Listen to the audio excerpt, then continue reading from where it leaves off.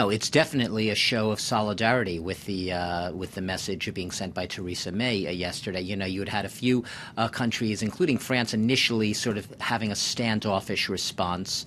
Very initially, the U.S., until Nikki Haley, the UN ambassador to the U.S., used very strong language mentioning Russia and pointing the finger at Russia specifically at the UN Security Council.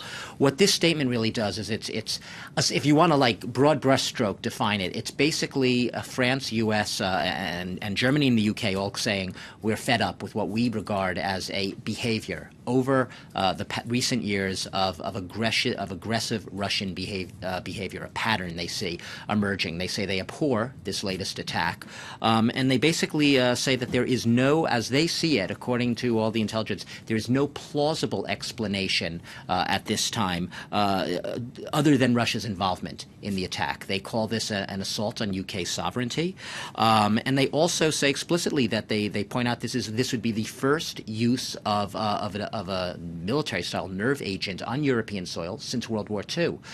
They're calling on Russia basically to come clean, answer questions that everyone still has relating to this attack in Salisbury, and to provide what they would say is full and complete disclosure of this so-called Novichok program, a program which is believed to have been a Soviet-era program in the 1970s and 80s of chemical weapons, and actually more specifically a program these agents were supposed to be able to contravene, to sort of go around international treaties through using new and sort of then, I guess, advanced methods to create a new agent. They say this is a breach of international law.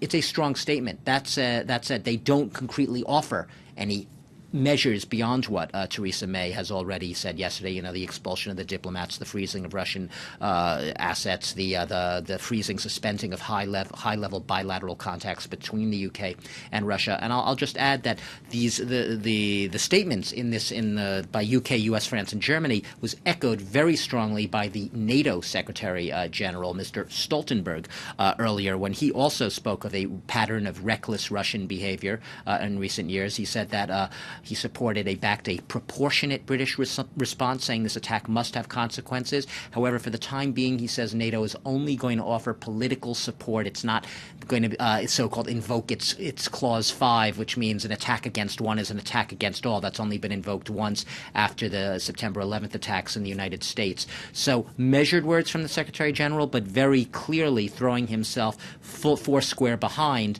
Theresa May, as we saw in the statement of the four powers in Europe.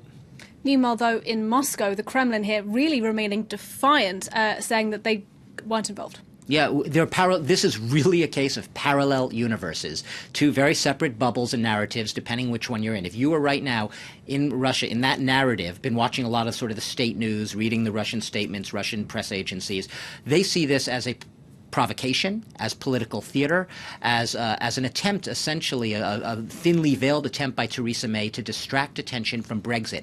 They see this entire thing as a trumped-up, sort of orchestrated political theater, if you will, because Theresa May is right now in very troubled, difficult Brexit negotiations. She's under a lot of fire. Her government's weak. There's been talk that she could even fall herself by a revolt within her own party and beyond. So get attention off, put it on something else, trump up these charges. They call the charges against Russia nonsense. But that said, like I said, going back to this, the Russians have not. We have seen this exact pattern before from Russia. Absolute denial. And one of the reasons that earlier statement from UK, US, France, and Germany has the wording, that strong wording, is when I said they're fed up with, they say they've seen this in the Donbass and eastern Ukraine before. These denials, they've seen it in Crimea. They've seen it with the downing of that Malaysian passenger jet in 2014 over eastern Ukraine. They might have even seen it in Russian meddling with the U.S. Election. This sort of overt, covert, almost hybrid type of propagandistic warfare. By the time you rally your forces to react against it, the facts are already there on the ground. It's done. You can't really do anything. And from the Western perspective, it looks like Putin's already won, and what can you do? And that's really the question everyone's facing right now. Can you make Russia back down? And the easy answer, perhaps, to that question is perhaps not. The Russians have a high pain threshold, and they do not apologize. They will not admit they're wrong. And in this case especially, they are going to remain defiant, if you were to ask me.